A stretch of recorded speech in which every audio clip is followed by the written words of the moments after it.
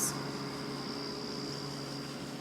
Okay, I'm here with Alexandre Cattier from Champagne Cattier and Champagne Armand de Brignac, and we're here in the vines in Chigny-les-Roses. So I'll show you the vines. So as you can see, this is black grapes, and especially Pinot Meunier. Pinot Meunier, so I see it very easily. You see it with the leaves. You know, you can see this is quite curving. So this is typical of Pinot Meunier grapes.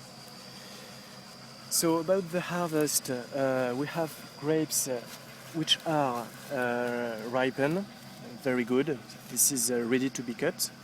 And we have also grapes which are not grown and which we will not harvest because we have had a long flowering. So this will not be mature until a long time, so we will not cut it.